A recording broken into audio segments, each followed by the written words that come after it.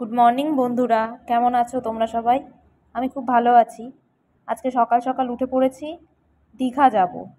তাই সকালবেলায় উঠেই রেডি হলাম আমরা। এই যে আমার মেয়ে, আমরা একটু ভিডিও তুললাম একসাথে। এরপরে তারপর টোটো ধরে আমরা বাস স্ট্যান্ডে চলে এলাম। এখান থেকে বাস ধরে প্রথমে বাঁকুড়া যাব। বাঁকুড়া থেকে আমাদের দীঘার ট্রেন আছে। তো এই যে এখানে এই যে একটু দাঁড়িয়ে সবার সাথে একটু ভিডিও করলাম। এই যে আমার মেয়ে, আমার মেয়ের বান্ধবী, আমরা সবাই মিলেই যাচ্ছি দীঘা। আমাদের দুর্গাপুরে যখন বেলাটা বাড়ে খুব গরমই লাগে, গরমটা ভালোই পড়েছে, কিন্তু সেদিন সকালবেলায় ভালোই ঠান্ডা লাগছিল। এই যে সবাই আমরা গলায় চাদর দিয়ে দাঁড়িয়ে আছি, খুব ঠান্ডা লাগছিল। ঠান্ডাটা ভালোই ছিল সকাল সকাল। এই সবটা একটু ঘুরিয়ে দেখালাম।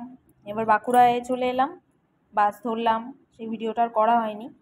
এবার এই যে বাঁকুড়া স্টেশন, এখান থেকে আমরা ট্রেন ধরবো। এই এবার আস্তে আস্তে স্টেশনের দিকে যাচ্ছি।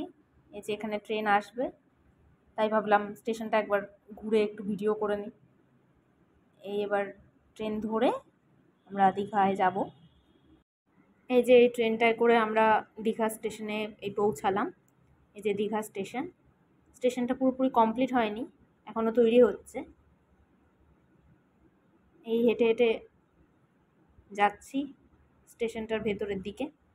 খুবই গরম ছিল, সকালবেলায় তো এত ঠান্ডা লাগছিল, এরপরে ভালোই গরম। আমরা ওই 1টার দিকে নেমেছি দীঘাতে। এবার হেঁটে হেঁটে যাচ্ছি স্টেশনের দিকে, একদম মানে স্টেশনের ভেতরটায়। চলো টাটা।